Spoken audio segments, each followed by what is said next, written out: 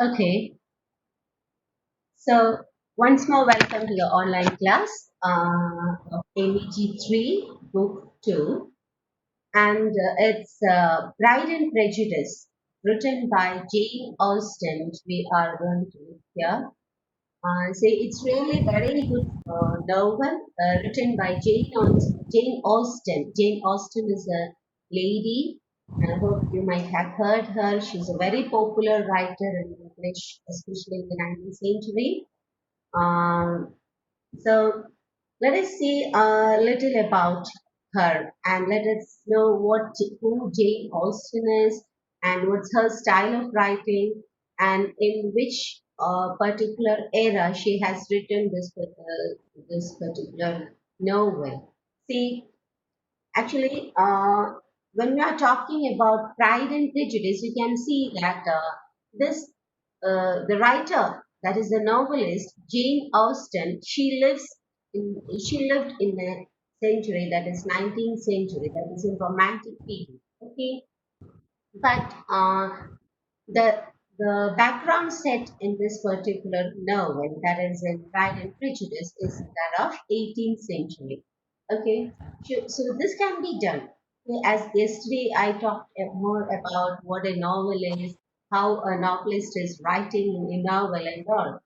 And in that, we have seen that the novelist is always trying to invite the things or trying to take the things which are around him or take the things which are really there and to his novel in a way of parody. Okay, and likewise, it may not be the stage or the age in which he himself is standing. The time may be in the past, or time may be there are some very creative writers like many creative writers are there who write their novel by setting some time which is in a future.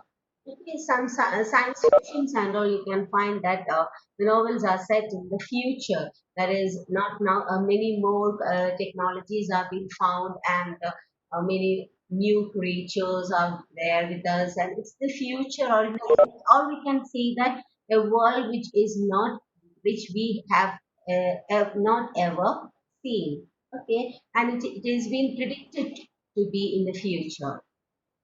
So, here we can see that Jane Austen has set this particular novel in her past, that is one century past, which is the 18th century. Actually, she lived in the 19th century, and that is Romantic period or classic classicism. You can see that Romanticism or classicism. Okay. Now, let us see. She has born in 16th December 1775. Okay, let's see something about Jane Austen. And she's very popular English novelist, and her novels comment upon the British landed gentry at the end of the 18th century. So most of her novels we can find that they set in the end of the 18th century, though she lives in the 19th century. And we know it's very cool to understand about the setup or the surrounding of the novel because we have already seen what are the things happening, what are the social what are the social situation, social, cultural, and economic, financial, and attitudinal situations in the 18th century in Tom John's yesterday. We have seen it, isn't it? But here so she has set her novels in that particular era. Okay, it's very important to know that actually, in order to understand the novel in a good manner, you have to know in a deeper way. You should know more about the mindset of the writer when that writer has written that novel. Okay, and we know that all her major novels are women centered. Okay, we can find that she is a feminist, and we can say that she is a woman. She always write her novels in a way of woman-centric way. Okay, woman will be the protagonist always in in her novels. Okay, and uh, and the reason is that at that time, actually at that time, that is especially in the in the 18th, late 18th and 19th century, we can find that women, the condition of women were not appreciable. They were deprived of many prestigious occasions or prestigious means.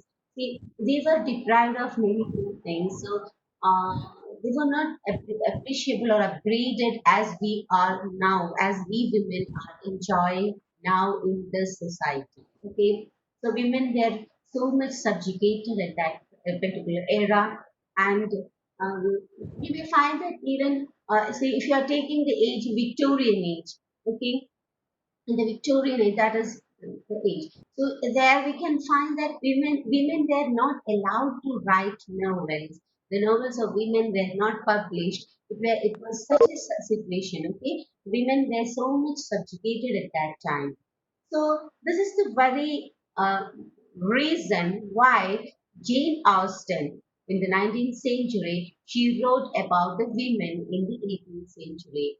Okay, and she was so much concerned about the position of women in the society, that they were not given any opportunity to, or they were not given any platform to perform themselves, their skills, their every expressions of their emotions, all these things were deprived. Okay, and so that's why you can find that in Jane Austen's almost every novel of Jane Austen, you can find that will be women-centric novels. Here also, in Pride and Prejudice, you can find that women is there is a the protagonist is Elizabeth, a woman, and you can find her lives and her thoughts. The story is being told from her part. Okay, now another thing is that. We can find many irony, humor, and social commentary in her novels. That's another peculiarity. See, she's very humoristic, and she uses many irony, that is very sharp language when she writes novel. And it's still, we know that what's the reason why she's writing the novel. She wants to upgrade the women, position of women. She wants to show the patriarchal society that see how far women are suffering, what are the issues of women, why they are being deprived, why they are being deprived of the social privileges which they could get. Okay, so these are the questions which arises in her. So through her novels, she want to show that she want to bring up all these topics into the society and make the men or make the stakeholders of the society to understand that what is the condition of such a group in there who are living together with their society. Okay, so such an injustice should be brought. Okay, so for that she uses very sharp languages. She uses irony very beautifully, and her irony is being used. Then humor is being used, and in social commentary you can find in her novels. Okay, and while we are talking about Jane Austen, you should know that she is well known for her six novels. Okay, six novels, and you should know these novels.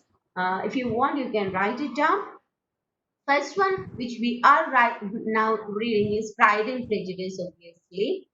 Then comes Sense and Sensibility. Okay, Sense and Sensibility is the novel, second novel which we can find. Then Mansfield Park. Mansfield Park is another novel. Then we can see Emma. Emma. Emma. Emma. Then another one is North Anger Abbey. North Anger Abbey. And the sixth one you can see it's Persuasion. persuasion. If you didn't get, you can just refer. Okay, you can get anywhere. This see. So these are the six novels for which the our Jane Austen is famous for. Okay, so now we can find that Pride and Prejudice. She has it is the most charming of her novels, and this novel. It's the most charming of her novel. And another one, The Sense and Sensibility. It's the most well-rounded novel of her. We can find it more well-rounded one. Then Emma is the cleverest one novel. It's been called as the cleverest one. Then Mansfield, psychological novel, the psychological novel. Then North Anger Abbey, the excellent one. Then Persuasion is the most beautiful novel. So these are the things which you have to know a little bit about the. See, always I have told you that if you want to understand, if you want to uh, get the real essence of what you are reading about the novel which you are reading, any discourse, you should know more about that writer.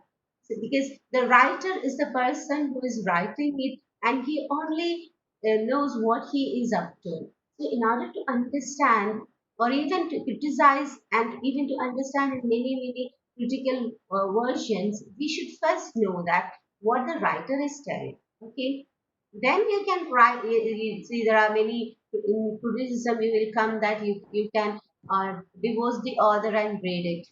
Okay, and if you are just reading, analyzing only the text as the formalist or the new criticism says, uh, you can also understand it in such a way. But before that, we should once, if you read once, first and foremost time when you read, you should know about the writer. And whenever you write an essay on this novel, whenever you attempt a question which is being asked in any novels or any discourse, see, you have to write about the writer. So bear in mind, never miss it. Okay, you have to write about the writer and just mention about the background of the writer, the era in which the writer has set. Actually, the writer lives, and the if you are talking about the novel, you should say that in which particular age it is being said, the novel is being said. Okay, the novelist may be living in a particular age, he may set the novel in a different stage, as here we can find. Okay, so these are the things which you should know at least about the novel. Now let us see what are the mm, let us come into the novel and let us see the story of Pride and Prejudice. As I have told you, these are the novels which comes in the earlier part of the, that is earlier stages of novel. We know that novel has been risen only in 18th century, and this we are talking about a novel from 19th century. So a little bit interesting. It will be more than Tom Jones, but here also you can find that a lot. It's very interesting novel. It's very popular one. You can read it in this.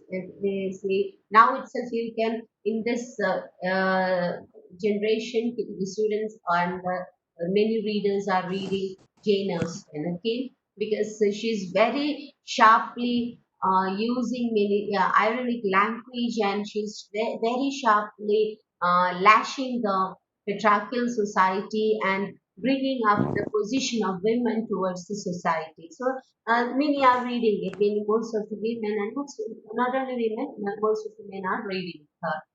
That is reading Jane Austen.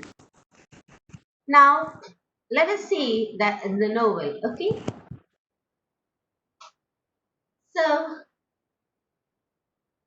here also you can find that a lot of characters will be there. So see, as I told you, first of all, what you have to do is that after this class, just write the characters and just write the relationship of those characters to the protagonist and just make a chart for each novel. Okay. then it'd be easy for you to understand the novel and recall the novel. If once before the exam, if you are just looking at the chart itself, you can just trace the story of the novel and recall it. Okay. Now let's get into the novel. And here, the novel starts in a place called Longbourn, okay, which is a countryside. Longbourn, name of the country. It's a countryside. It's a place in England. Okay, the whole novel is being set in England itself, and Longbourn is a place in England. It's a countryside. Now, there lived a family of Mr. and Mrs. Bennet.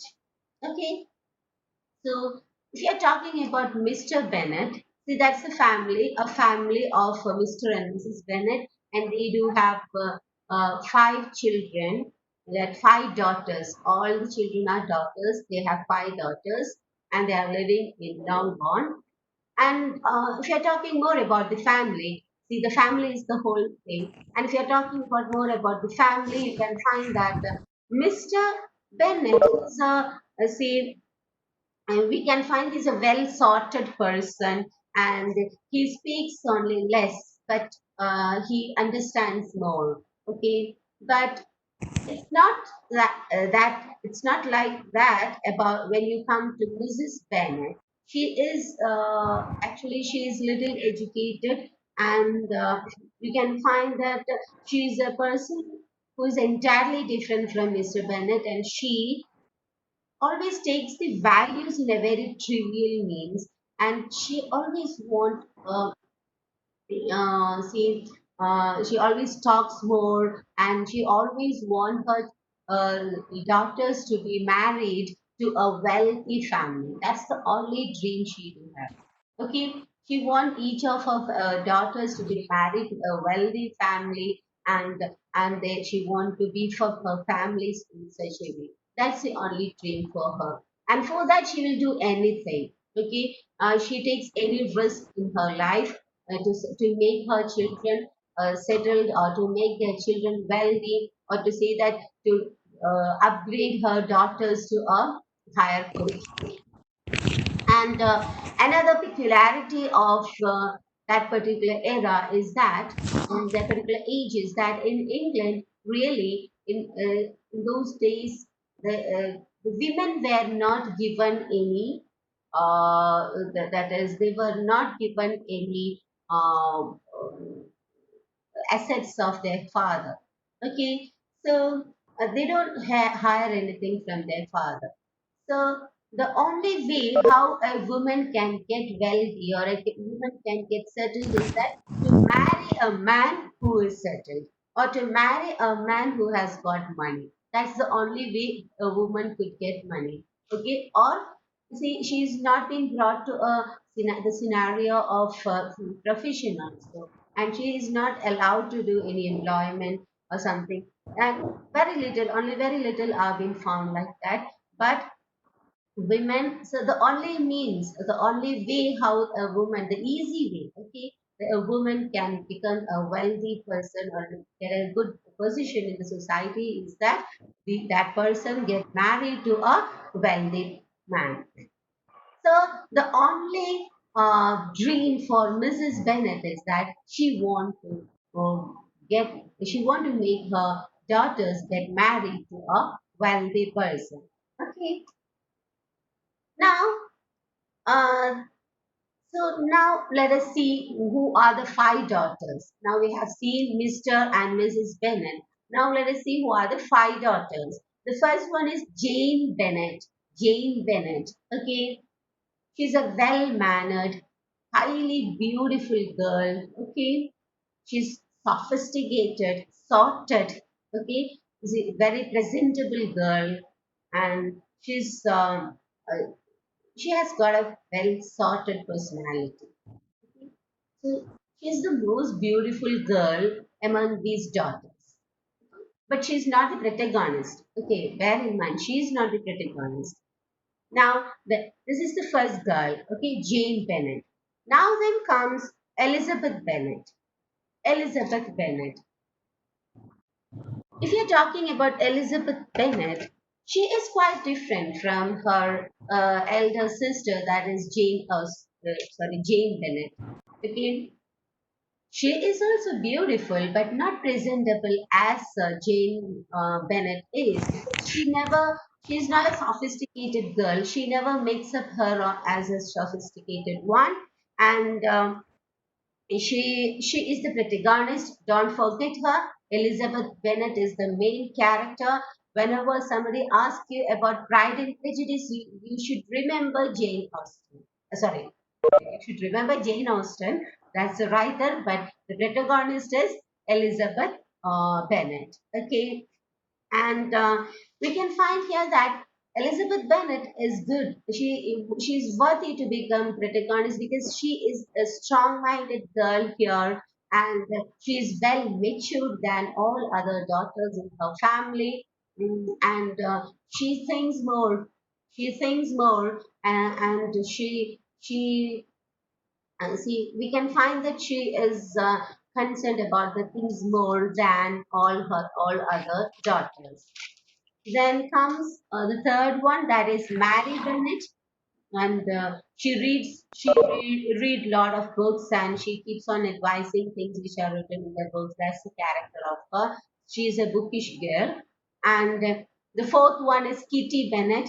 See, the Mary Bennett and Kitty Bennett, they are very less participating in this novel, so we can't, no need of going much, knowing much about them. They are not being much mentioned.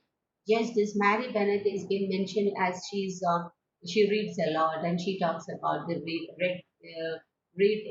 said whatever things whatever things she read in the books. Okay, then comes Lydia.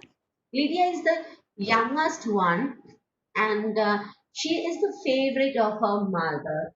And actually, she's been pampered and by her mother, and we can find that she's very immature girl.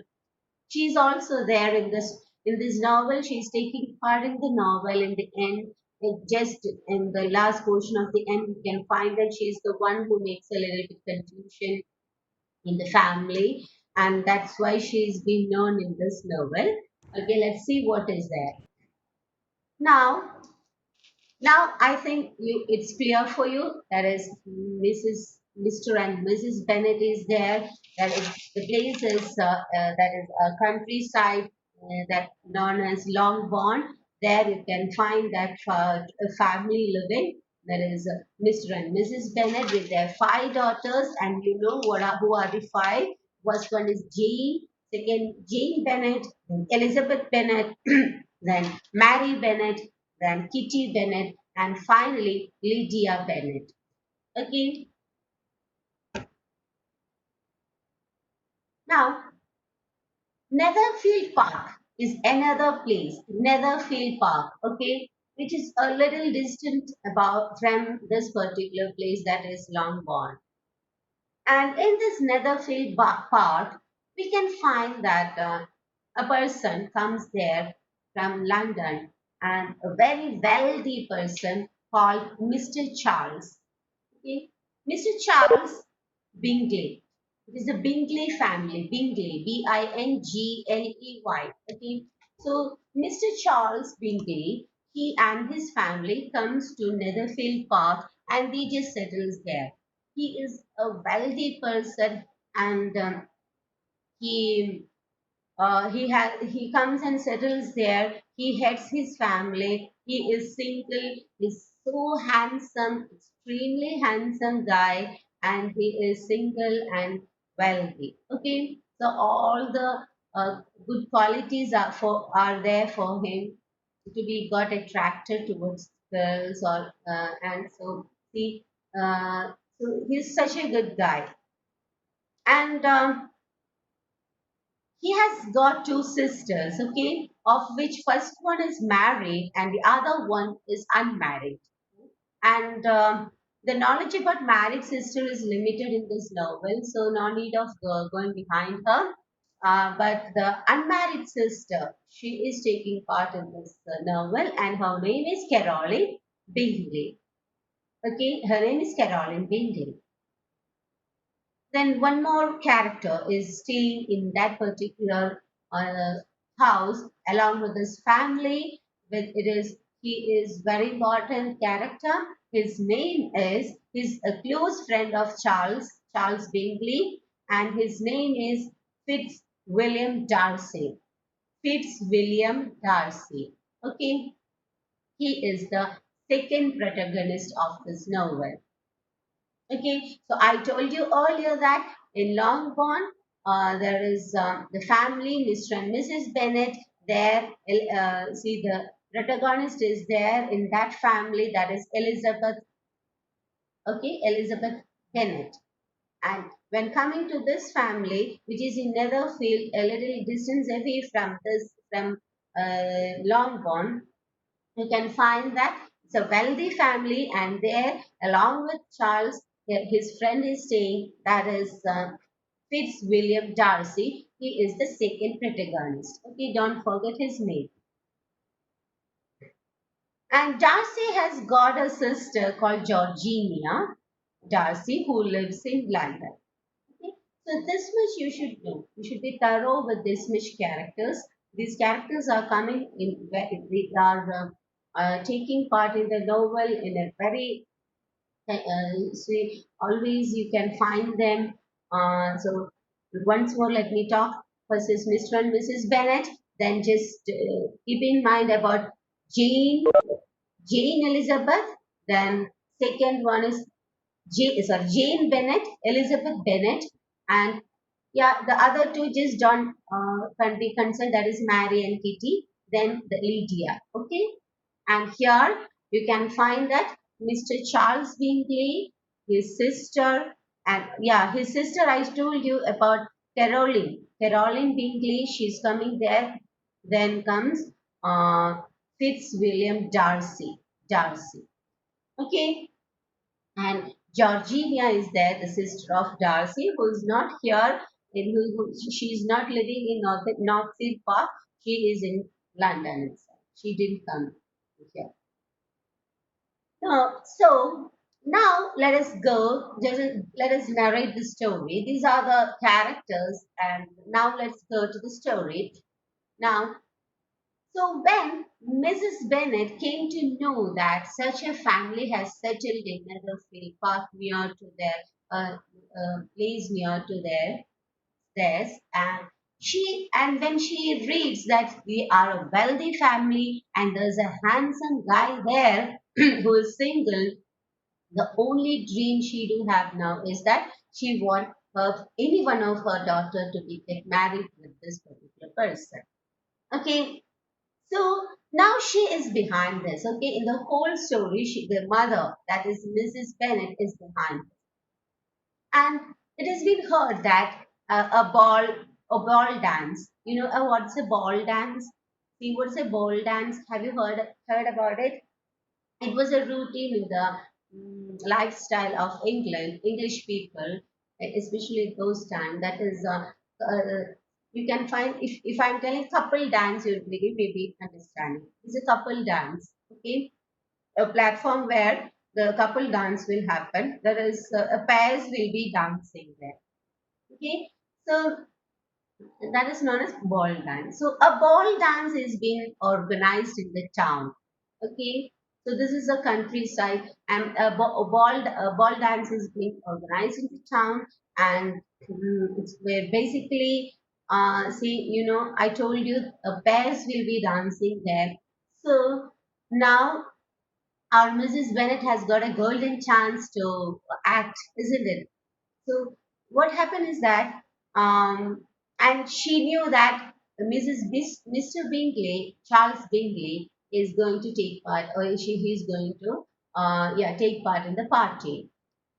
So she takes her daughters also there, who are Mrs. Bennet. Okay, she takes all her five daughters. So because she don't have any agenda that which one should be got married. The only thing is that if any one of them are being attracted to this Charles Bingley, then the job will be done. Okay, and from there. we can find that from the party, Mr. Charles Bingley happens to dance with our Jane. Okay, I told you Jane is very beautiful. She's very attractive and presenting girl, and he happens to see his attention was caught on Jane Bennet, and he started to and enchanted with her beauty. Okay, and he dances with her. So Charles Bingley dances with Jane Bennet. And when they are just enjoying on this dance, Charles just recommends to his friend, that is Darcy. I told about Fitzwilliam Darcy. Okay, he just recommends to Darcy to dance with any other people, any other girls. Okay, so actually, he told that he wanted just to dance with Elizabeth. Okay, but what Darcy replies is that Darcy refuses. Okay, refuses by saying some mean things and just telling some mean comments, and which showing that he do have that is a social status, and he never found it worthy to dance with the girl which is in a lower status. Okay, so this was the answer which Darcy has given reply to whom Charles. So this conversation is being overheard by whom? Our Elizabeth. So Elizabeth was so much, she felt very, very much filthy, and she just, what happened is that she had a prejudice in her mind about this person, that is Darcy. Okay, he was such a arrogant, as an arrogant human being. So, yeah, this is a very important portion of the novel where our Pride and Prejudice, the title is giving the reason for the why this particular name Pride and Prejudice is being given to this novel. This answer could be seen in this particular portion. That is, Darcy, a person from a high society, a guy from a high society, he is showing his pride there. Okay, showing his pride. So that is what Elizabeth, and Elizabeth gets such a prejudice in her mind with that particular incident. That at that particular stage, Darcy is showing a pride, and with this particular character, but just by judging that character, Elizabeth is taking that character or that personality as a arrogant and a very bad person. Okay, so that is the prejudice of Elizabeth. What do you mean by prejudice? What is a prejudice? Prejudice is nothing but it is a preconceived notion in a person, that is without knowing the real thing, or that is we are a pre-opinion without knowing the real thing, or without getting much evidence about that particular thing, of that particular matter. We are considering something, we are perceiving something and keeping in our mind as such, and we are not just changing our mind. That is known as prejudice. Okay, munvidhi എന്ന് പറയും. In Malayalam, munvidhi. Okay, that is prejudice. So here we can see that Elizabeth is showing her prejudice towards Darcy, and Darcy, she takes Darcy as a very arrogant person. So that starts the grudges again, between Darcy and Elizabeth.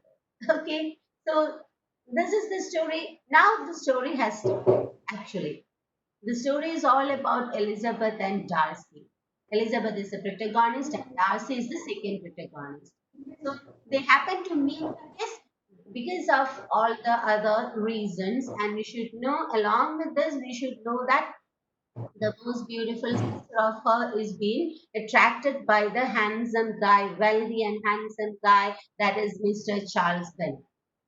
So Now the story is concentrating on these two people, that is Darcy and Elizabeth Bennet. So now you can find that the see this should here this itself shows the standard or shows the read of Jane Austen, because normally the normal love stories you can find that the most beautiful person will be the hot hero and the most beautiful girl will be the heroine, and the love story between them and all other matters, all the obligations will be seen, and then whatever, and the matter will be concentrated on this beautiful couple, isn't it? But this is not like that. See here, Jane Austen want to talk something more. She is not trying to make a platform for a love story alone.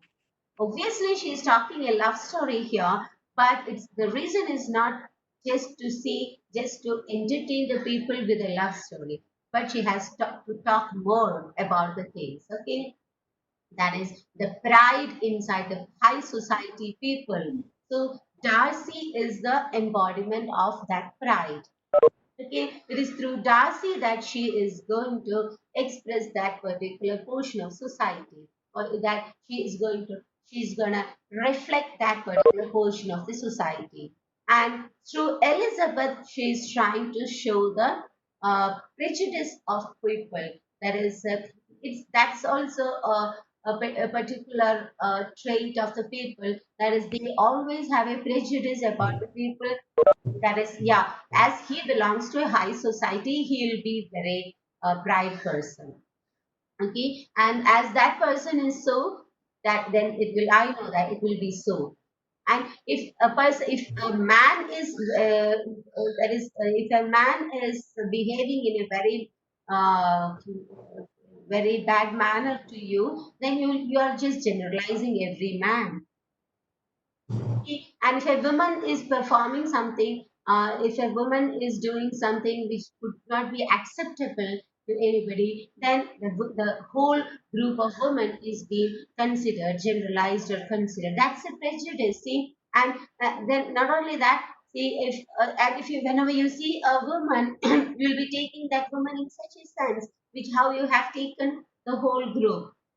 So all these things are prejudice, and you can find many prejudice like this. See, whenever you find a teacher or say teacher in front of you, then you'll be just reading about her just with that 1 hour, and you'll take something. Yeah, this teacher is like this, so and that sir is like that. Yeah, that's a prejudice.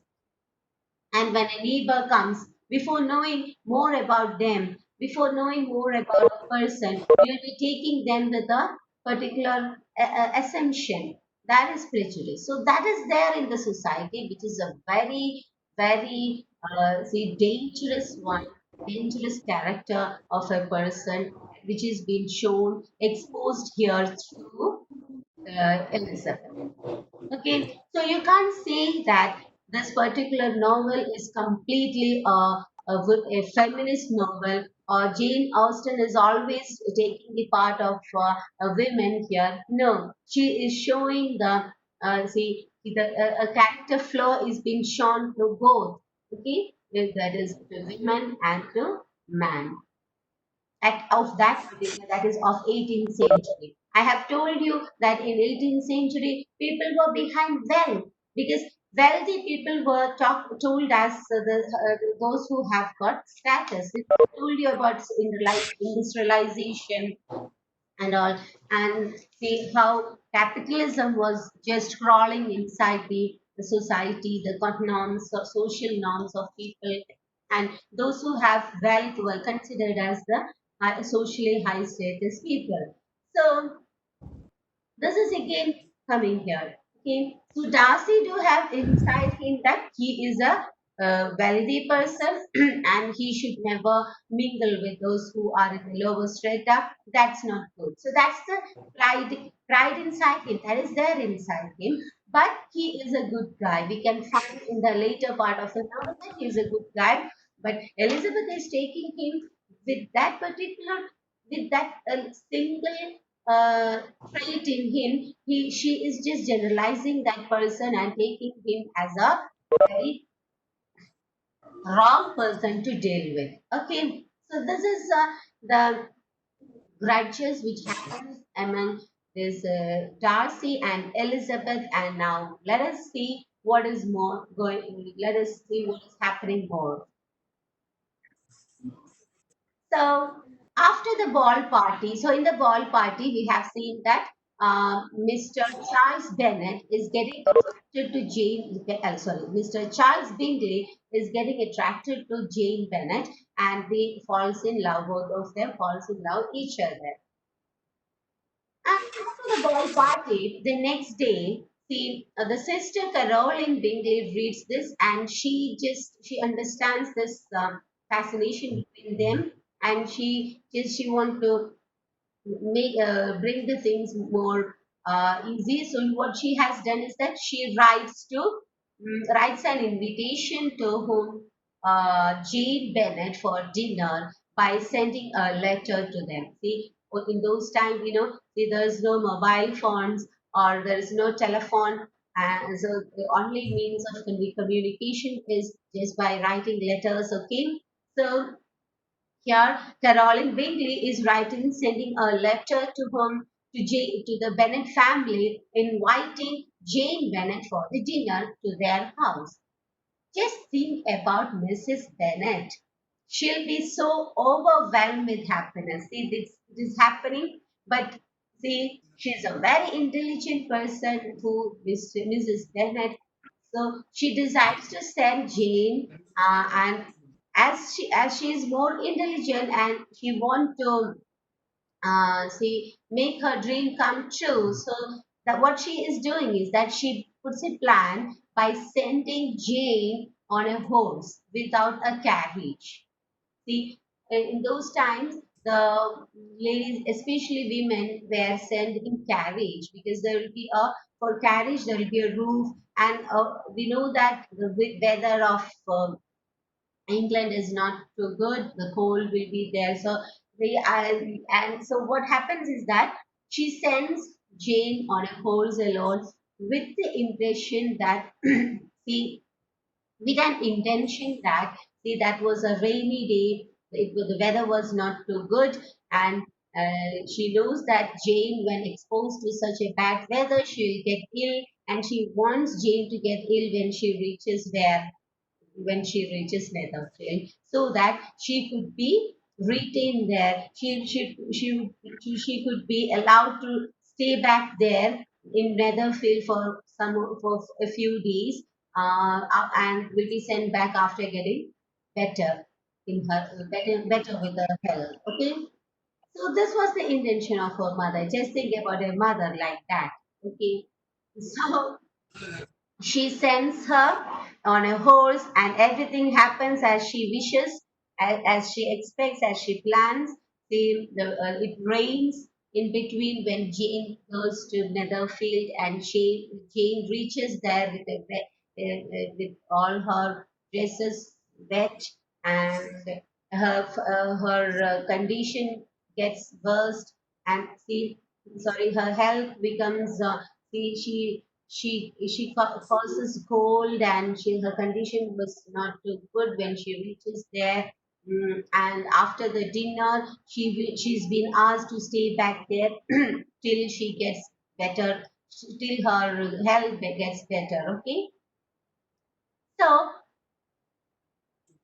Elizabeth grows concerned. Now Jane is staying there. Okay, Jane is staying where Netherfield. Okay, in the house of Mr. Charles Bingley. And what happens is that Elizabeth, she grows concerned about her sister. Her sister her sister has gone to another house, and nobody is there to attend her. She's concerned about her health, and she can't stand here. And with her personal opinion, she just goes to that house and to just visit her sister over there, and to just know about her more about her health and all. Okay, and from there what happens is that Elizabeth is invested to stay there along with her sick sister. So such a good place, such a good family, that is the Bingley family. They says her to just stay back with her sister, and so that it will be a good help for her sister. And likewise, who our Elizabeth stays there in that house along with her sister Jane Bennet. Now, just suppose Elizabeth Bennet and Jane Bennet both are in the house of whom? That is in the house of Mr. Bingley, which is in Netherfield. Okay, and we know that Darcy is there living in this house. Okay, and as said, eventually Elizabeth and Darcy again meets from there, and they when they meet, we know that was the relation which was built in their mind when they met first. A grudge has been formed, isn't it? So again, when they meet, they are exchanging many bitter words between them, and they again the grudge is increasing. Okay, and so why is this happening? Whenever they meet, the situation is getting vulgar and vulgar. Because inside the mind, Darcy has got pride inside him, which is very much unliked by whom Elizabeth. And Elizabeth has got a strong prejudice. Her prejudice is growing. Okay, because Darcy is showing his pride more and more, and her prejudice is growing more and more inside, and due to this pride and prejudice, this relationship is getting worse and worse and worse. Okay, so Darcy, but as this situation is going on, as the days are going on, Darcy gets say, fascinated with Elizabeth, and he starts liking her from his inner mind. Okay, though he has a pride inside him, he likes Elizabeth, and his see, and that he's fond of her, and but he never shows it. Okay, he or the pride inside him never allows to show it. That is the thing. So there's such a situation is there. It's a very wonderful part to read. It's very interesting to read. So if you're reading in a whole way, you can just enjoy it. Okay, do read it. So now what is that? Caroline. Caroline, who is Caroline? The sister of Mr. Charles Bingley. So Caroline Bingley, she starts she starts to understand the relation, or she starts to understand that Darcy is getting fascinated, or Darcy is getting attracted towards Elizabeth, but Elizabeth is not reciprocating. Okay, the prejudice in her is so much hard that she never reciprocates this love. Okay, but Darcy is not showing it openly, but there is love towards her, and this is being understood by whom? Caroline. But this time, see, Caroline is the person who understands the mind, I think, especially of men, because she understood the mind of Charles Bingley, and she invited Jane to her house, and now she could understand the feeling of Darcy towards whom? Elizabeth. But here the thing is different, because she starts to dislike Elizabeth because Caroline is loving Darcy. Okay, so there's a triangle there. So this particular thing is there. So Caroline starts to dislike Elizabeth, and she don't want Elizabeth to stay more at the whole house. So she's just disturbed. Now, meanwhile, another character can be seen here, that is Mr. Collins. Mr. Collins. And in Longbourn, that is in the place where the family of Mr. and Mrs. Bennet is staying, there comes the distant relative of this Bennet family, that is Mr. Collins. Okay, so Mr. Collins is coming to visit the Bennet family, and see it to the Longbourn. And Mr. Bennet, Mr. Collins, actually he is a cousin, a distant cousin of these girls, that is Elizabeth, Jane, and all. Okay. And the thing, as I told you earlier, the condition of, let's say, at that time in English society, women won't get any inherited property. Okay, I told you earlier, they won't get any inherited property, and the properties are being given only for men. So, as Bennett is having only daughters, the whole wealth of Bennett will be hired by the only one and only man in the family. That is the, though he's a distant cousin, he's the only one higher in the family. That is Mr. Collins. So the whole wealth of Bennett is Mr. Bennett is gonna get to whom? To Mr. Collins. And Mr. Collins is a single person, and so he comes and visits them. He knows that these all these the children of Mr. Bennett is daughters, so it's he who's getting to gonna get the whole thing. And the problem with Mr. Bennett is visiting them with an intention. The thing is that sorry, not Mr. Bennett, Mr. Collins. See, the thing is that Mr. Collins is working under an employer called Lady Catherine. Okay, so Lady Catherine is offering Mr. Collins some the position of a dean of the company only if he gets married. Okay, he's single, he is unmarried. So Lady Catherine is ready to give him a position of dean if he gets married. So now, actually, Mr. Collins has got a short notice to get married. Okay. So the only way he thinks what is the easy way, and the only way then he thinks about his five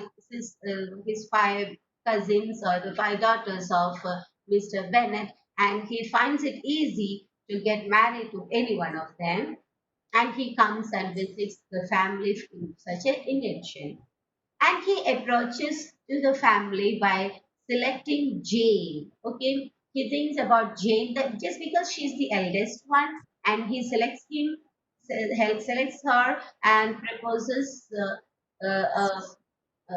see the marriage to her. But what Mrs. Bennett, she don't want to lose our Charles. Okay, so Mrs. Bennett tells that no, no, no, no. See, actually, our Jane Bennett is being she's about to get engaged to Mr. Charles. Okay, who's in another field. So you may select any others from the family. Now the next selection is Elizabeth. Okay. Now okay. So actually Mrs. Bennett is totally ignorant about all these things which are happening in the house, that is about Darcy and all. Anyway, so she thinks that yeah. Anyway, the whole wealth of Bennett is gonna get to Collins, and so let it be Elizabeth. Okay. So Mr. Collins, he proposes to Elizabeth, but Elizabeth just refuses, rejects the proposal, and because just she doesn't like him.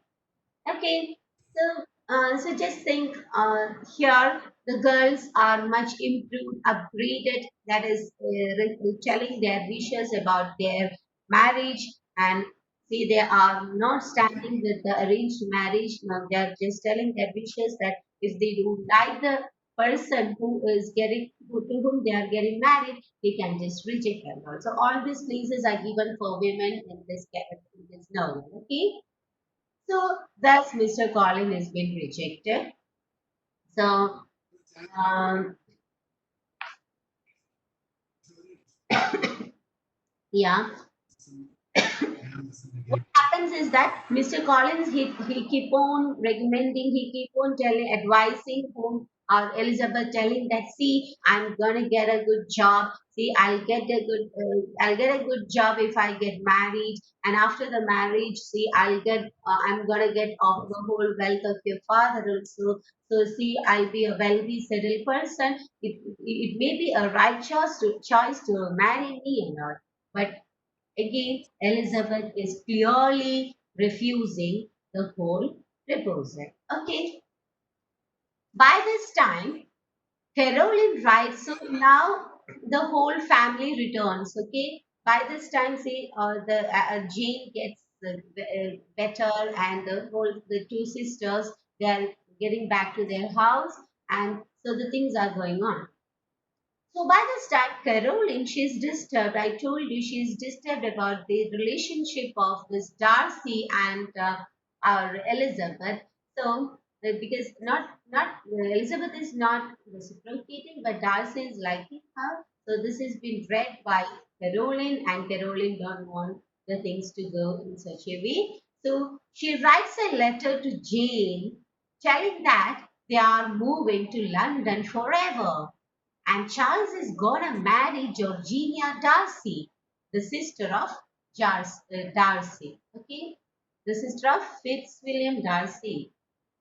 So this letter is a great twist, actually, that the whole sisters or the whole Bennet family is being, see, they are being they are being put into a great do, and so everything, every wishes and every dreams of Mrs. Bennet and everything is coming to an end.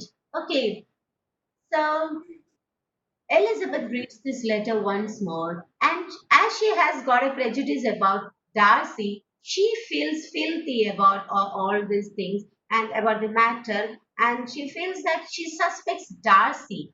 And not suspecting, she believes that Darcy is behind all these things because he has got a wrong prejudice inside him that they are from a good family, they are a wealthy family of a high status, and it's not good to see, she has heard such comment from him from the ball, so she is just connecting the whole things. Okay, actually it is not Darcy. Actually, it is Caroline who is doing all these things, but but the prejudice inside whom the prejudice inside Elizabeth is making her to feel so, and thus the prejudice inside her grows more and more strong. Okay, she completely hates Darcy inside from her inner mind. So the things are like this. Now let us see, a new person is getting into a new character is getting into the novel. He is very important character. He is the antagonist of the character. You can see, call him as the villain of the character. Sorry, he is the antagonist of the novel. You can call him as a villain. Okay, he is George Wickham. George Wickham. Okay, and we can see that he is a military officer, and he comes to Longbourn, and he happens to meet Elizabeth, and he gets fascinated with her, and he gets fond of Elizabeth, and Elizabeth also starts liking our George Wickham. See, we know that he is the antagonist and a villain, but Elizabeth doesn't know that. So she just reads him in a right way, and she okay, this is a wrong perception from the part of whom? From the part of Elizabeth, though she is well matured, though she is intelligent. See, such a mistake is happening in her life about the serious thing which is going to happen in her life, that she is going to select George Wickham as her partner. She starts liking him, and so the relationship between George Wickham and Elizabeth is growing now. Okay, and George, actually, when George and Darcy are met together, say some that at that situation, say that they had a difficult and troubled relation with them. So this has been that is the George Wickham and Darcy. They had a troubled relation between them. So this has been read or noticed by Elizabeth. Okay, So she's just asking about it, and George is giving the explanation in such a way that, see, he and George and his father, they used to work in the estate of Mr. Bingley, and Mr. Bingley promised George and his father the heritage that, which they could get from Bingley. But once when George's father dies, what happens is that the Darcy he interferes and he gets rid of this George from the estate. So just see the story which was cooked up by our George, and this story is very much giving nourishment to whom to the prejudice of Jane. Sorry, not Jane. To the prejudice of Elizabeth. Okay, so which adds more, which makes more the prejudice more stronger inside her. Okay, and so she just starts deadly hating home our Darcy. Okay, and in the will actually George is cooking up such a story. The things are not like that, but it was easy to to convince Elizabeth in such a way because she had such a prejudice inside her already. Now, meanwhile, Mr. Collins, okay, actually he has got a short notice from Lady Catherine, so he has to marry anyone. Okay, so what he does is that, you see, he married it is Charlotte Lucas. Charlotte Lucas, who is the friend of Elizabeth. Charlotte Lucas, okay, it's a lady, and she is the friend of Elizabeth. So Elizabeth hears this news, and she's so happy to listen that, yeah, her own cousin has married her friend, his close friend, and she just decides to go and meet them.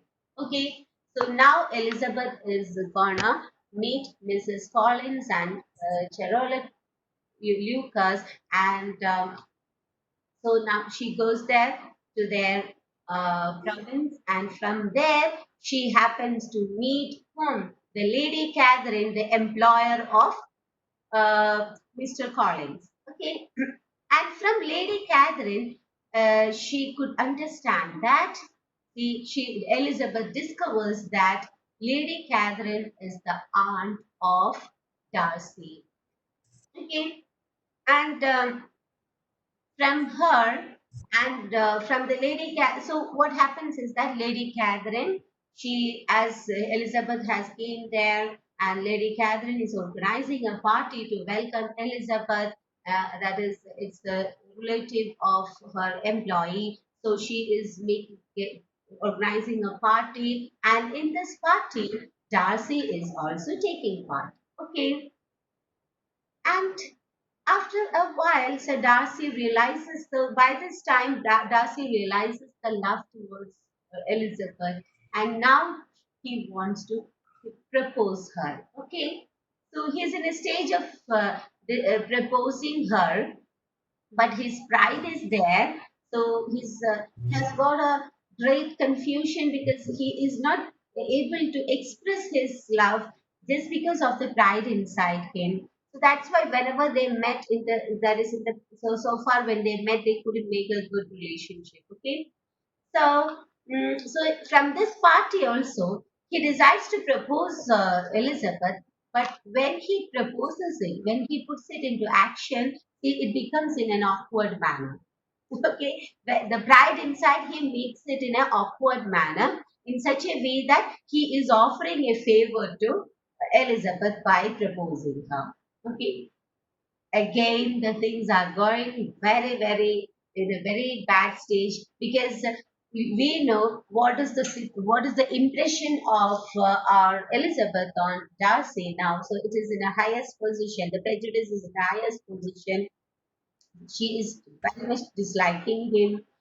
So Elizabeth confronts Darcy that how her sister's marriage got cancelled, and about his wrongful deed which he has done to George Wickham and all. See, she confirms all these things to Darcy.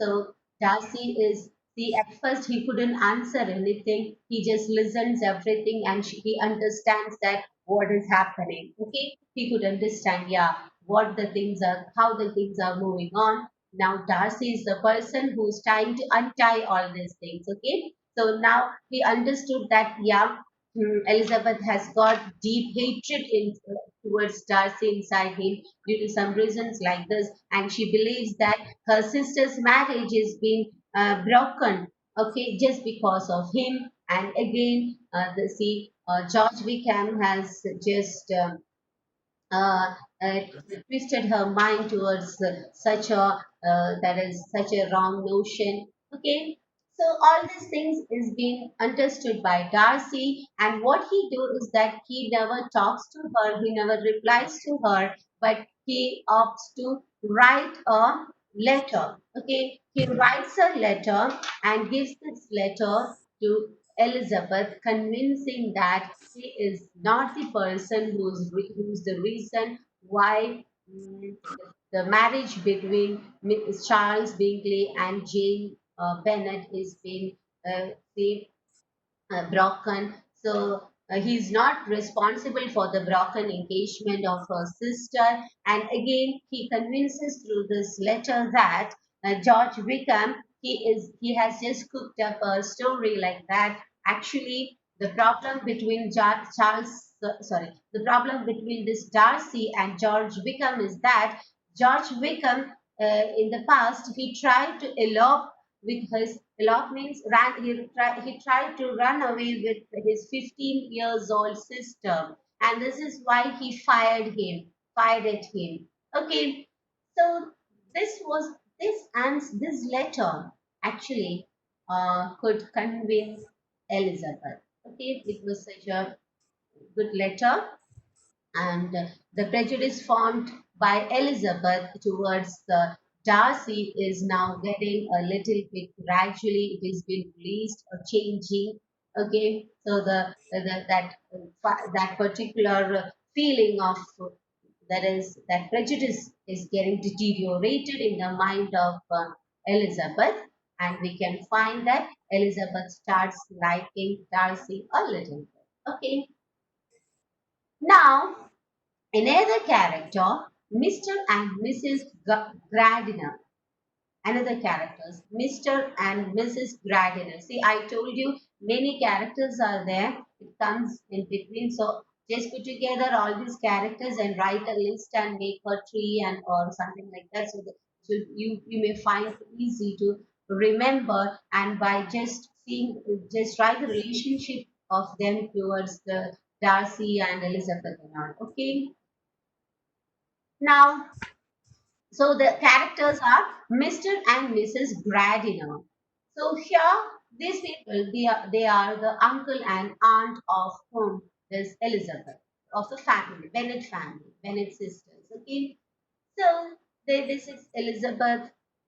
They invites Elizabeth, who Mr. and Mrs. Gradiner. They invite Elizabeth to stay with them. They are staying in an estate of Darcy actually, because Elizabeth didn't know about it, and they are just asking her to come and stay with them in their house. Okay, and as Elizabeth takes this offer and she goes there, and from there we can find that see Darcy, he's trying to now he has see both of them are changing their mind now. Darcy, his pride is getting deteriorated, and see the prejudice inside Elizabeth is also getting changed. So we can find that the whole grudge between these two people are getting softened now. Okay. Mm, so Elizabeth, so Darcy now tries to impress Elizabeth and by taking care of their uncle and aunt. See, actually they are staying in the estate of Darcy. So he now goes to them and takes care of them and shows. So he knows that he want to show his good parts to impress Elizabeth because she had a prejudice about him and all those things we know. So now he is in a position to express his love to impress Elizabeth openly. Okay, all his pride is being washed out. Now, and by this time, so this is happening. This is a very cool time of the novel. You can enjoy it while reading.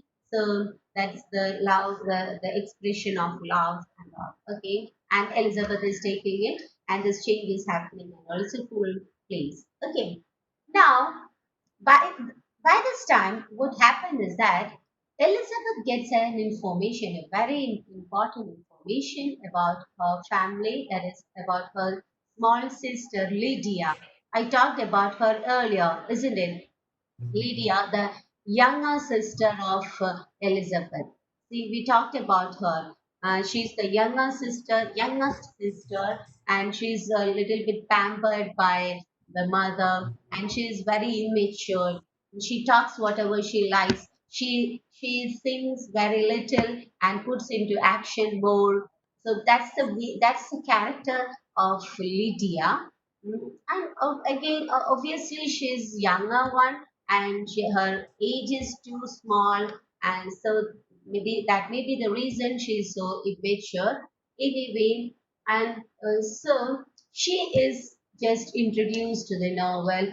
Her matter is introduced to the novel by Jane Austen. Okay, so now, so far we have seen, so see, the main topic, that is the Pride and Prejudice, is being dealt with, and it was being expressed through two main characters, that is Elizabeth and Darcy, and we have seen that if these two the types of traits, that is pride and prejudice, is very dangerous if it is there in the mind of a people, or if it is there in the society. It will never make good relationships. Okay, it will just create grudges between people. It will just distance people. It won't make people to get together.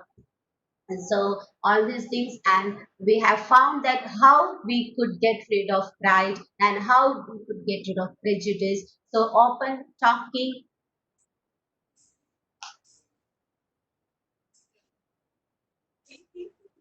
One second. Going on. Yeah. So the open discussions and openly talking will make people to wash off all these unwanted things in their mind, and only plain mind, an open plain mind could accept the things without any prejudice, accept the things in the real way, or otherwise, if you are keeping prejudice inside you, you may be misguided. Okay, so serious problems or serious things will happen in your life. See what happened for very mature and very intelligent, or very mature and intelligent Elizabeth. See, she is actually, though she's intelligent, she had that prejudice inside her mind, and she took a great decision of her life.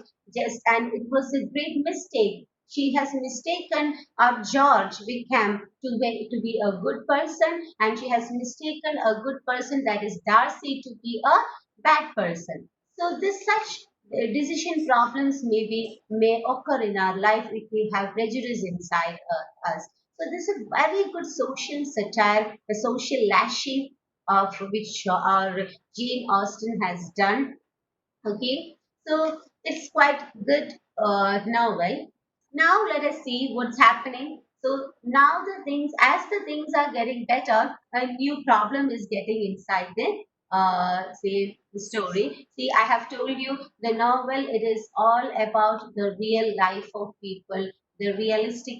Always the novelist tries to make the story realistic, to find that this to feel the reader that yeah, he is actually experiencing the life. Okay, if it is not realistic, then what happens, we'll get lost from the concentration from the novel. Okay, we won't be able to enjoy it more. So now next thing is happening, that is Elizabeth gets a news that Lydia, that is Lydia, the lower sister of Bennett family, has ran away with George Wickham. Just see what is happening. George Wickham has eloped home. Lydia, the small girl. So now the things are, you see, clear. See, you go back to Darcy's comment on Wickham, George Wickham. He's a person always attracted to small girls, I think. Because he eloped Darcy's sister. Now he is getting eloped. Now he is eloping home or Lydia, who's too young. Okay, and the thing is not that. See, it is not just confined to that. See, he is the lady. See, sorry, George Wickham has eloped home Lydia, and he is referring to. See, he says that who refers to marry them until and unless they pay a good amount of money to George Wickham. See, he's telling that he has taken, see, Lydia ran away from her house with George Wickham, and now George Wickham is telling that he will only marry her, this girl, if they pay a good amount of money which he is asking. Just think about the matter. So money is playing everywhere. This is the situation of 18th century in England. See, as we know that what is industrialization. See, all the machines are working, the people are the machines. Okay, so everything is becoming mechanized. So, and the mind it's also is getting mechanized. The people are losing the values of nations. People are losing the moral values of society. People are losing every needs of society, and they just want money in any means. So this is the situation of 18th century of England, which is being imbibed or which is being absorbed by our by the writers like Jane Austen, and we have seen Henry Fielding. All these guys are, or if it is about Samuel Richardson, these guys are just doing the job in such a way that they are reflecting the society, the social issues through their novel. So here also we can find that the issue is money. Okay, so by reading this particular situation, Elizabeth is facing a big issue, and not only Elizabeth, the whole Bennet family they are facing a great issue. And see, think about Mrs. Bennet. See, she was up to what will happen to her. See, she had a great dream of sending her children to a good position, sending her children getting married to them, making them to get married to a good wealthy persons and all. Now all her dreams or everything has getting, you see, many problems are being encountered by her. Now the biggest problem is the eloping of her smallest girl before the marriage of all other sisters. And again, that's a social issue. Then again, eloping is another social issue. Then another thing is that see, another thing is that as she is being eloped, nobody will marry her. But this guy who ran away with her, he will only marry her if the amount is being paid. See, all these confusions are there now. But by the time Mr. and Mrs. Gardiner, the uncle and aunt of Elizabeth, they informs Mr. Bennet's family that they could find Lydia and the money is being paid by them. Okay, they paid the money and no need of worrying more. Now Lydia is safe. Now George Wickham will marry her. She will have to face the consequences because George Wickham is not a, but as she has run away with her, anyway, she has to marry him. Okay, anyway, the things are settled now. The money is being paid by our Mr. and Mrs. Gardiner, the uncle and aunt of Elizabeth. Okay, so But later, when Elizabeth meets our Lydia, she could discover from Lydia's speech is that it is Darcy who has paid the money. Okay, and in the same, he doesn't want to disclose it, and that's why Mr. and Mrs. Gardiner told that they have paid it. Okay, so this particular character of Darcy, actually, this incident was a good one for washing off completely the prejudice about Darcy inside the mind of Elizabeth. Okay, now Elizabeth starts to love him. Okay, and now she's much impressed on Darcy. And what happens is that Darcy also convinces Charles Bingley about the whole thing, and Charles is now in a position to marry Jane Bennet also, and now the things are very good. Okay, so Mr. Charles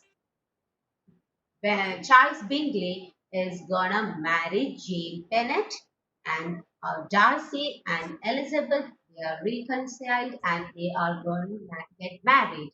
Okay, so now the dream of our Mrs. Bennet has come to true. A little problem is there just about Lydia, but the two girls are now very safe in the hands of Charles and Darcy. Okay, so this is the end, and in the end, we can see that the pride and prejudice, okay, the pride and prejudice of both the people are completely washed off. So this is the reality. Okay, this is the story. I think it is completely understood. See, I was explaining the story in such a way that in between every wherever I get chance, I have criticized the story so that it will be easy for you to understand. If I'm just telling the story and then telling the criticism, then it will you can't recollect the situations. Okay, it will be confusing for you to recollect the situation.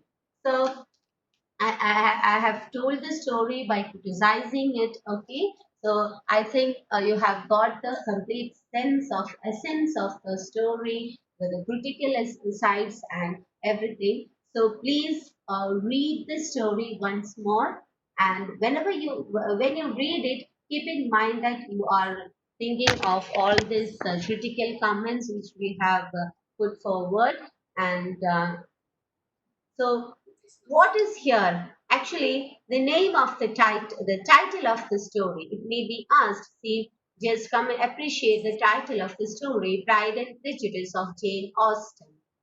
If such a question is being asked, see, how can you answer? See, actually, the whole novel is all about the Pride and Prejudice, isn't it? The Pride and Prejudice are the two traits which we can see, the two type of characters which are two qualities, bad qualities in people which we can see in the society. See, this can be not only in 18th century, this pride and prejudice could be seen everywhere, see in every stages of life. Even now we can find, see, there are people still who are taking pride inside them, and they are mingling with people with a pride with them, and this makes a great wall. A great wall is being formed between the people whom we are mingling with.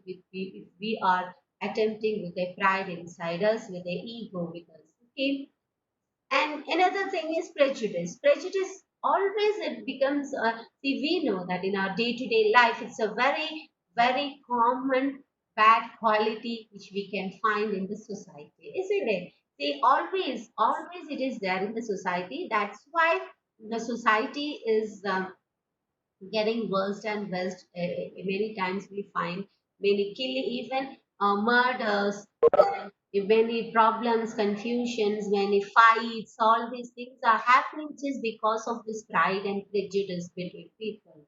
Okay, so such this is a very good concept or theme which Jane Austen has put forward. So it's not just a feminist type of just see, don't take it as a and very say very trivial one. It is so good in theme, and it is something which conveys, which corrects the social problems of the society. Okay, so now let us see some more comments on this particular novel. Okay, so as I told you earlier, chronologically, if you are telling that Jane Austen belonged to the Romantic period, that is the 19th century. We told about 19th century in our poetry classes. So Jane Austen is living in the Romantic period, and uh, but her realism and the balance in construction sets the time period of the 18th century. Always, most of her novels are set in the 18th century. And she goes back to the society, and I think she wants to start from the beginning to show that how the society is being guided, and how the society is being getting worse from that starting point onwards. So she is tracing back to 18th century. Now, another thing is that see the pride. Don't forget that the pride is the who is the embodiment of pride. The embodiment of pride is Mr. Fitzwilliam Darcy. Okay, his full name. The full name of Darcy is, for the convenience, we have called him Darcy. Darcy, isn't it? His full name is Fitzwilliam Darcy. Okay, and he is the man of pride in this novel. And who is prejudice here? Prejudice is Elizabeth. Okay, so these two are the protagonists of the novel. Don't forget that. Then, then we can see that this novel is said to be a satirical and social status, and the expectation of women during the 18th century could be seen here. Yeah, it is satirizing the social status of people. I have told it many times in between, so it will be a repetition for you if I'm saying say anyway. And again, you can find that the women in the society of 18th century is being put forward here through this novel in a very beautiful manner. So you can find that how the things were going on in the society as a first-hand experience you can experience through the novel. That is it. Okay. So it is what Jane Austen also want to do. Then the main theme, if somebody asks you what is the main theme of Pride and Prejudice, please note down the main theme is love between, though the theme is, you can say that the peripheral theme, if it is being read by a small child or a, say, in your earlier stage of your life, you can find that it's just a love story between Elizabeth and Darcy. Okay, but more than that, it shows the reputation, class, courtship, all these things are also coming there as a theme. Okay, the major theme, I will discuss it later. It's there. I will discuss about the theme there. I'm just mentioning the theme here. Then another peculiarity of the novel. So when you are being asked to write about the novel, so you have to mention. See, whenever you are writing, answering any question from this novel, you have to just mention about, see, I told you about the era, this particular era with a age which is being set in this novel, that is 18th century. And just for a sake, for the to express the knowledge, you can say that Jane Austen actually she lived in the 19th century or the romantic period. Okay, and this particular novel is being set in the period of Georgian era. And so, and another peculiarity is of this novel, and you can mention just the theme of theme of the novel. Then you can mention that you see what is pride. The title of the novel could be mentioned there. See, any question is being asked, you have to put all these points there. Then you can see that this whole story is being written in the third person narrative. Okay, the whole novel is being written in the third person narrative.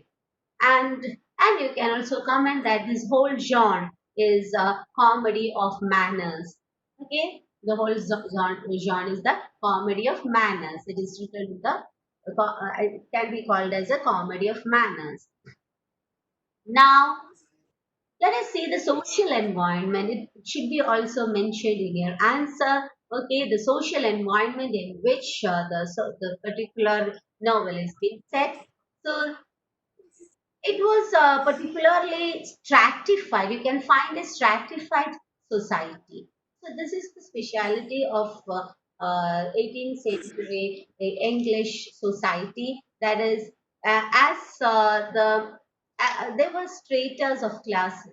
Okay, there was an aristocratic strata, then middle class, lower class, then working class, and all. Okay, so that was stratified. You can use the word stratified. So the whole society was stratified, and people had a mind of that they are in a particular strata of the society, and so they could mingle with such people, or only they could mingle only with the people in their own strata only, or that is known as the status. Okay, the status of their own. Then that's what this particular notion, this particular mental notion which is there in the society, it could be seen in the character of our Darcy, the protagonist Darcy. See, actually talking about him, we know that he's such a good guy. He has all the goodness inside him of a human being, isn't it? He's a person with goodness inside him, but see, he is being mistaken as a person of arrogance and as a person of ill character and all. So, isn't it, by a lady like Elizabeth? So the reason is that inside his mind, the social notion of stratification is being subjected. Okay, he's been subjected to the social stratification, and inside his mind, he has got a pre-notion that he belongs to a high category or he belongs to a particular strata, and so it is not good, it is not worthy to mingle with a person who is coming from low category like or a middle category like Elizabeth. So this is the problem. Again, this is the main issue why this whole novel. Why Darcy is being taken as a in a wrong way by Elizabeth, and how the whole novel is being constructed. Okay, so that is a social environment which is making Darcy to become so, or we can say that through Darcy, the character of Darcy, John Austen is trying to mm, reflect this particular aspect of social environment. Okay, and so this division were there, and it's been rooted, and we can find that this class division is been rooted in the family relationships also, the family connection and wealth and all. Okay, then Austen is often critical of the preconception and prejudices of the upper class people. See, upper class society. See, more of us have a prejudice about the upper class of people. So those who are highly wealthy, we have got a prejudice. See, oh, those people are highly wealthy people. How can we mingle with them? See, they'll be having a See, we can't get into their mind because they are in a very high position.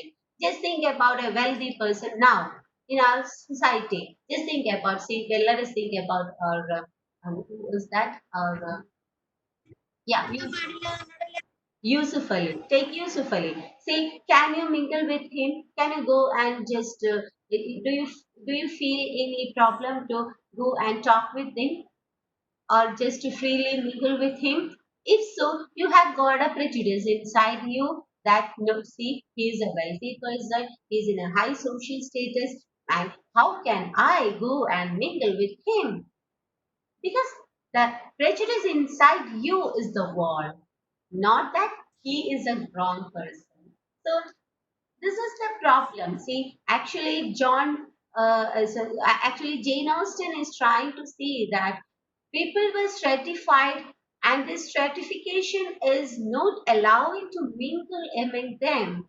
So they are confined to their own status or their own social status or their own levels of status, and they are just confined to that. They are not trying to mingle between. Okay, so it's a serious thing which was happening in the society. So it comes in the matter of marriage, it comes in the matter of anything, if it is any other mingling, okay, especially marriage.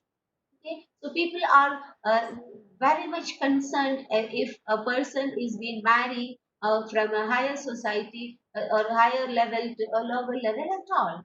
See, what is this level actually? See, only actually the thing is that the parameter, or we can find we say that the definition of this status is waiting to be to the wealth. That is the problem. Wealth is being defined as the social status. That's the problem. Okay, so uh, such is the thing. Now let us say that another thing which she is trying is she distinguishes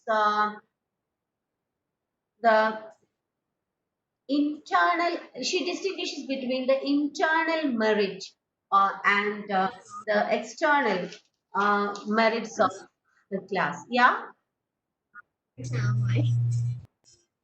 Hello. Yeah. Is there any problem? Am I audible?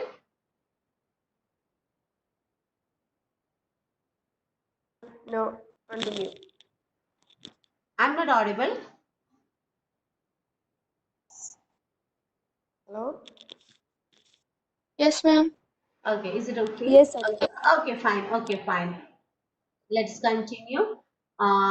So the social environment we told. Then another thing which Jane Austen is trying to do is that she is distinguishing between the internal merit and the external merit. Okay, what do you mean by the internal merit? The virtue of a person inside him. That is the internal merit. Okay, virtue means nanma. Okay, that virtue of a person inside him. Ralda nanma, that is mentally what a person is. Okay, what a type of person is he in his inside mind. Then external merit means the class and positions, all these things. So here two things are being dealt with. We can find that is as she talks about the class, as she talks about the position of wealth, all these things are being told.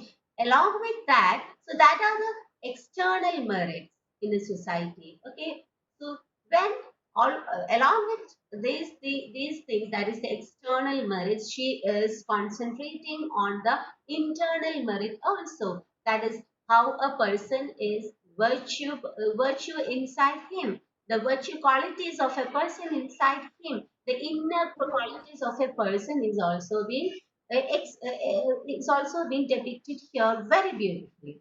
So we can find that Jane Austen is trying to distinguish between the inner qualities and the external qualities of a society.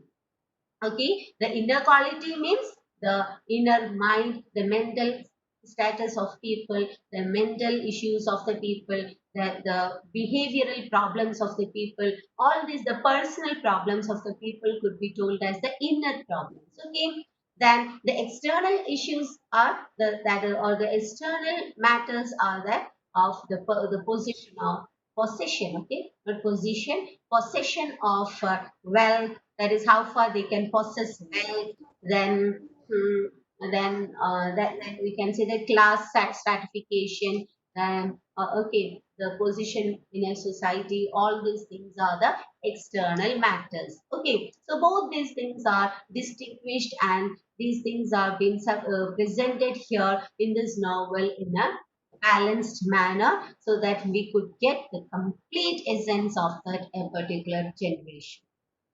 Okay, now next thing which she is trying to explain is the woman. Okay, women could only accomplish the goal of a goal of acquisition of wealth through successful marriage. I told you that is marriage is only the means through which women could acquire wealth.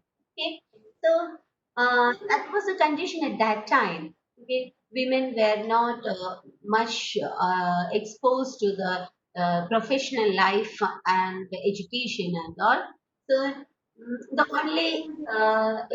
only opening for them to become a wealthy person is that if a girl is getting married to a wealthy person, then she is well settled and well happy. Right, because man is the person who has to look after the family. That's the only notion which was set inside the mind of the people. Okay, so it's all these responsibilities are being endowed to man only. Okay, they are the persons who have to bring up all this, all those concerns, that is earning and finding money and meeting the needs of the family. All these things are the headaches of that is man only. So he gets a good. So just think about them in the society. He gets a good choice, or he gets a good partner only if he has wealth with him, if he could earn much.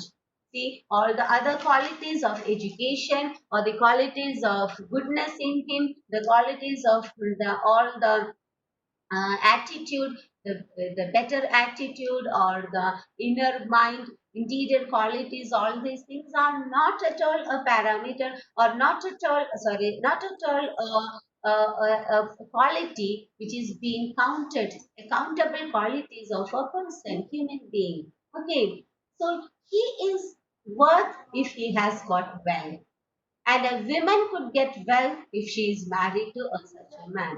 So this was the social situation. Now I think it has changed a lot. Actually, women could understand the pain of working and earning now because they are also up to earning. So they could understand their headaches and how far men are being exposed to many issues when they are working, and all these things could be understood by women. And also now men are helping women in households and all this to bring up the family, all the family issues, the children, the issues of the children, all these things are being interfered by men.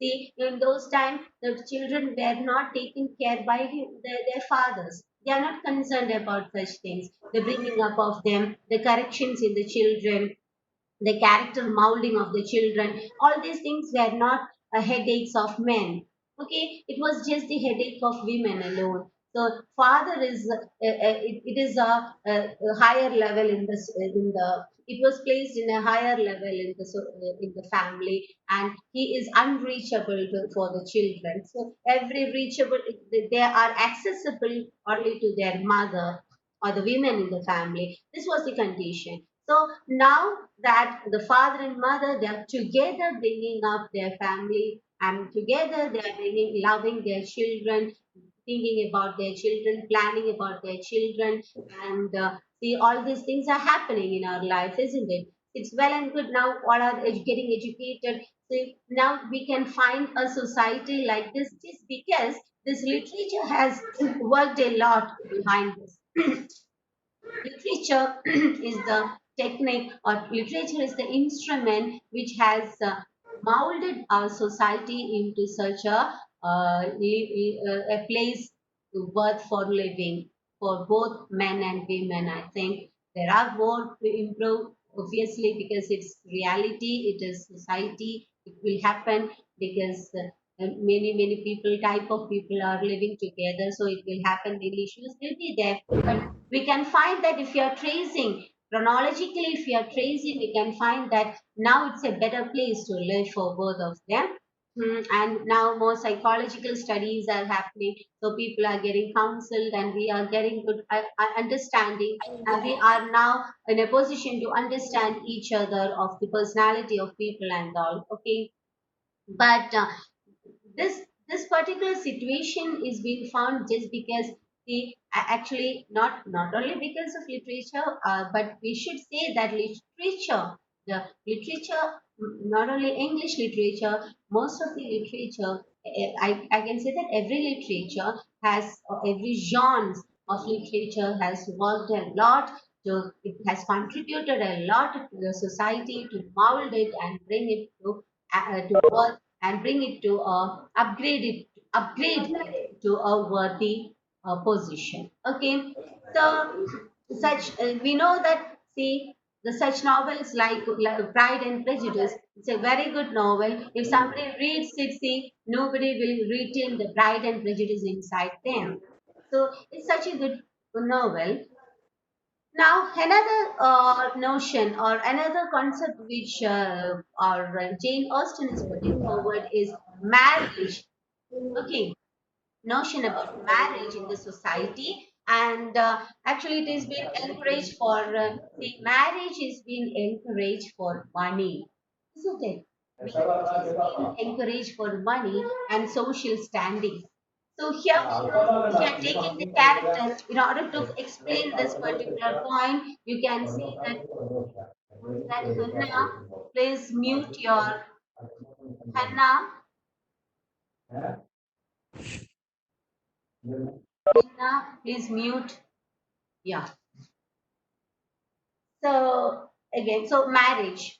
See, if you want to explain this particular point in your answer paper, you can take the character Mrs. Bennet. Okay, we know that Mrs. Bennet, what she's up to, what she's trying in this novel. She's keeping on trying to make her children settled, and she wants to see. Actually, it's a concern of a mother. We can understand, but what she's trying, she's not looking for the character of the person. She doesn't know that, see, actually, fortunately, Charles and Darcy are good. But see, if the things are in a wrong way, see, if the money was with George Wickham, with a very bad character inside him, see what will be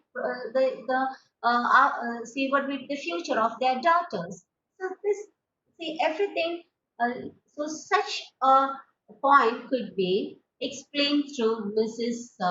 Bennet, that how she is planning her the future of of her family, the future of her daughters, and how she's thinking the safety of her daughters. She's equating it to the wealth only. She's not concerned with the character of the person to whom she is trying to trying her children to get married. Okay, now let us discuss on the theme of the novel. Okay, so far we were discussing about the social issues which our Jane Austen was putting forward through her novel Pride and Prejudice.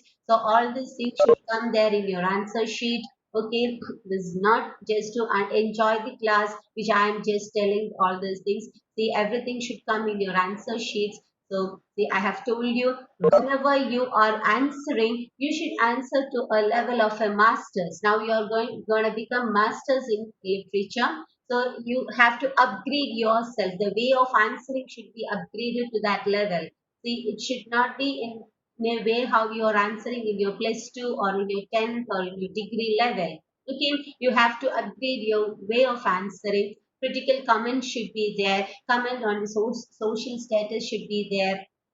Comment on the see, on the writer novel should be there. Comment on the era or the age, or the literary age should be written there. The political issues should be written, and obviously the theme should be criticized. See, all these things should come there. Just writing the story alone won't make the thing. Okay, you won't get good marks there. You can't pass the examination, because the evaluators will be looking for the critical comments in your answer sheet. Okay, so it's very, very, very important.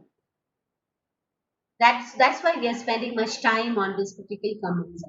And when I was talking about the story, when I was narrating the story, throughout the story, I was commenting on the critical appreciation. So please don't neglect it.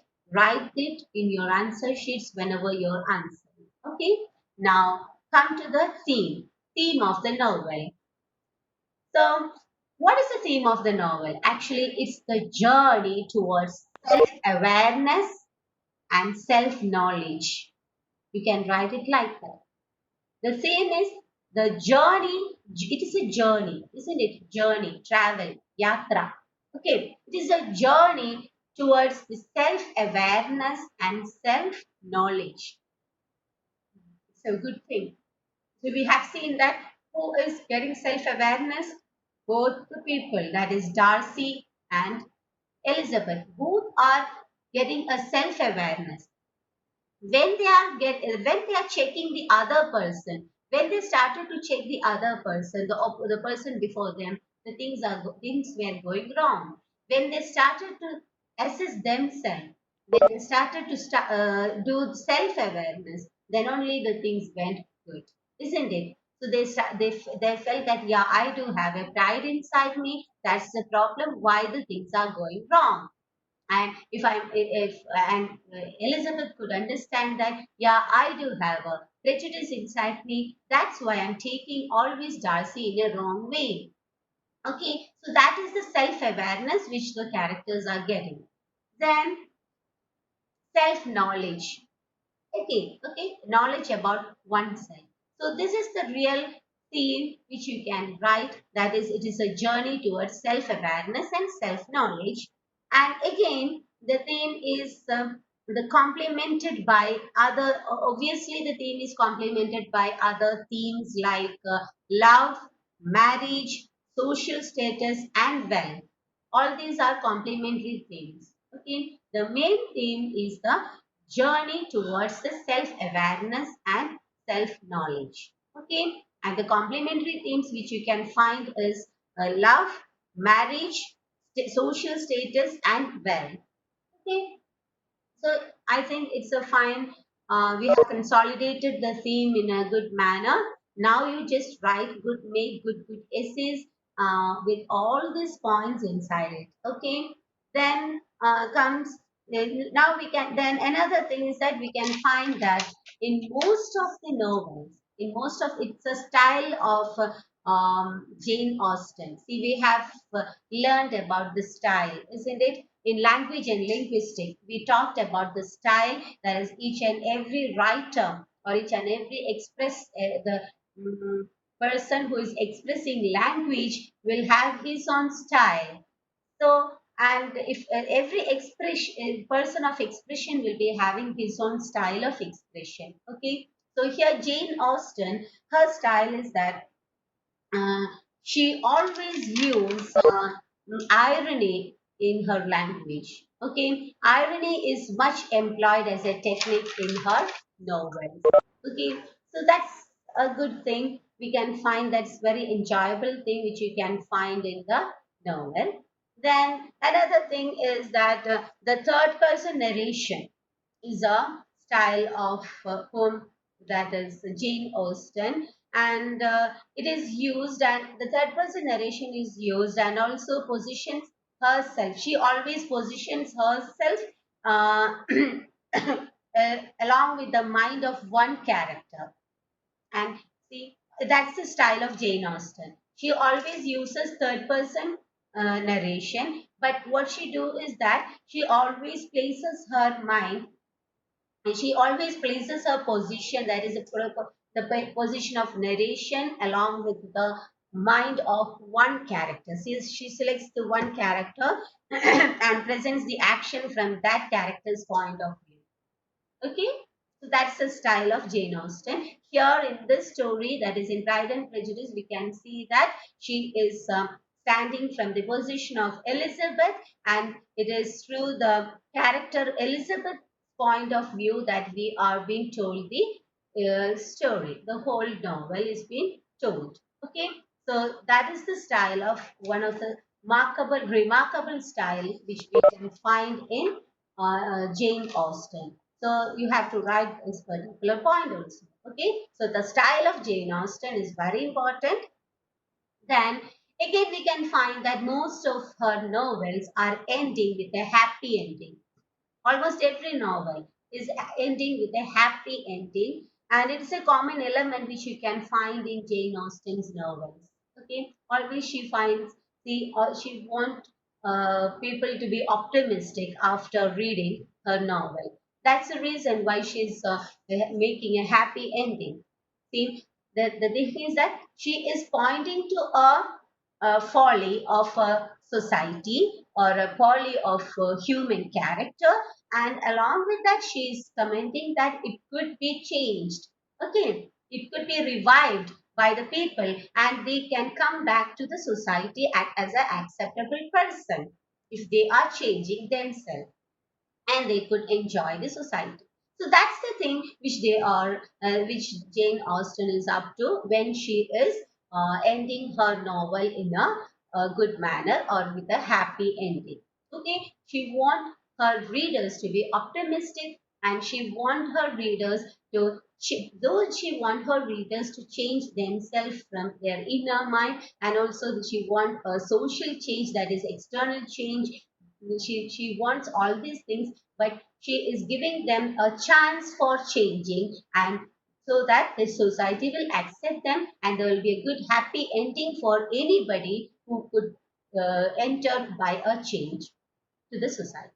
Okay, so this is actually she is giving a space for the readers to change and to revive themselves, and by giving a happy optimistic ending.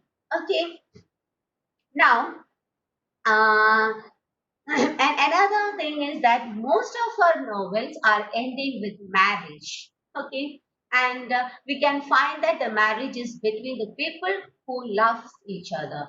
Loving means not just by fascination, but by understanding human characters, and by taking granted the person as what he is, by understanding a person what he or she is. Okay, and after undergoing a lot of encounters and a lot of experiences, they come to a conclusion that yeah, this is the right person who will be good in my life as a partner, not with just with a one side fascination. Okay, so this is the all about the technique which Jane Austen is using in her novels. Okay, so the techniques are that mostly she used humor and irony. Irony is the biggest technique which she uses to lash over the social flaws and follies, or to lash um, beat up the personal characters, the follies in the personal characters, or likewise. Okay, so that is her. We can say that that is her sword through which she makes the war. Okay. Now that is irony, the technique, language technique of using irony. I think you know what an irony is. Irony actually it's a rhetoric device, and there's no need of talking about irony to you masters of English anyway. So anyway, then another thing is. Yeah, yeah, as I have told you, that another technique which she uses is the position, taking a position. That is, the narrator is taking the position of a particular character, and the whole thing is being introduced through this the view or point of view of that particular character. And again, we can find the ending of the technique of ending the novel. So all these things are the techniques which you can explain about Jane Austen. So I think it is well explained now. We have seen the whole aspects of Pride and Prejudice, and now we can say that it's a very good novel, isn't it? Just think about a novel in the early stage, that is, and a lady like Jane Austen. See, she has put all the things together in such a beautiful manner. The characters are being put in a good manner. And another thing is that the characters which have been selected are very relevant selection, isn't it? See, no characters are being introduced just for namesake, or just a loose characters, or the character without any importance. Only the two sisters, that is the sisters of there's Mary Bennett and that Kitty Bennett. We can find that they are not much mentioned, but it is been they are being included for a particular reason, because to show the concern of Mrs. Bennet, or the anxiety inside her about the children. So why is it so? See, she has got the whole children are five daughters she has got. So in order to make that number five, the Mary and Kitty are being introduced. Okay, to show that anxious mother, to sorry, to show that how far a mother with five children, five daughters will be anxious about their future, will be dreaming about their future. She wants to make them settled. And the main thing is that, see, Mrs. Bennet knows that her daughters could only get a good future only if they are married to a good wealthy person. See, it's not that she is a narrow minded lady. It's that because she has got experiences in her life that how ladies are being considered, how they are getting settled, how they could get a good life in that particular social situation, and they don't have any scope of getting jobs or getting professions or earning. And she might have seen many people see that that's the possibility of a mother, isn't it? The real mother with five children, five daughters, and of which they will never get any inheritance from their father. So that is their self father, that who has brought up them. Or the whole earnings of that father couldn't be enjoyed by the daughters. Just think about such a social situation. So obviously, the mother will be anxious about the children. She will be thinking more about. She'll be putting to actions for making the children settled. So the only means of getting settled is by making them married to a good wealthy person. So that is been happening here. That is the selection of Mrs. Bridget, and see, we were talking about two unimportant characters here, that is Mary Bennett and Kitty Bennett. So they are being included in the novel just to show that that Mrs. Bennett is having the five daughters. Okay, so that's in order to show the depth of the anxiousness of her daughters or her family. Okay, so if you are just putting it apart, then we can see that yeah, all others are very, very important characters. They are contributing much to the story. If they are being displaced, then the story won't be in such a way. Okay, so all are contributing in a well manner. See, in Tom Jones, if you are comparing this particular novel to Tom Jones, we can find that Tom Jones is overloaded with a lot of characters over there, but we can find reason for it because it was the starting of novel and it was an attempt by Henry Fielding. But though it was an attempt, it is good. It is good going. It has done good with the psychological part of expression of a person, the buildings Roman and all, the growing up of a child in the society. All these things are there. Worthy things are also there. The more worthy things are there, though there are some flaws which we could see there. Okay, and so this is all about the novel. Uh, that is Pride and Prejudice.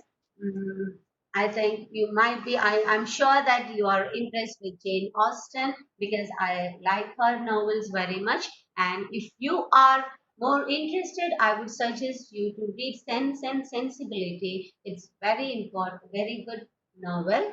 Mm, and so, anyway, and many films are there of the novels of this Pride and Prejudice. You can find films, the Sense and Sensibility. You can find films, or all the six novels. You can find films, movies, and if you are interested, you can just watch the movie and see. Of Pride and Prejudice, also, I would recommend you to watch a movie of Pride and Prejudice. Then it will be well good for you to understand each expressions and all, but it's good to read more because the your language, your writing capacity will be more if you read the things. Okay, reading will help you to write more, and listening will help you to speak more.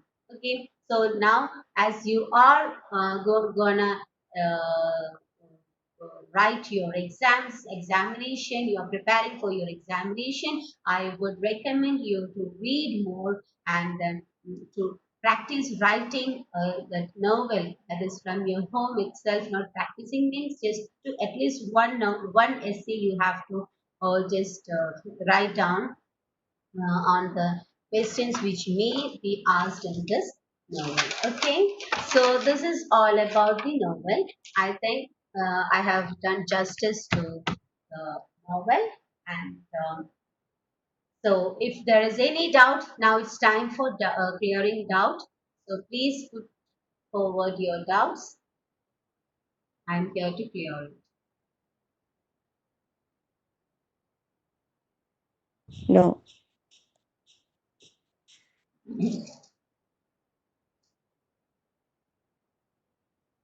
Ma'am? Yeah, just now. No, no, no, no, ma'am. No doubt, no. Okay.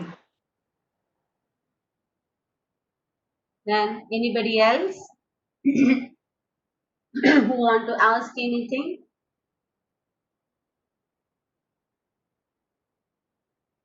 Okay, it's clear. No, ma'am. No doubt. Okay.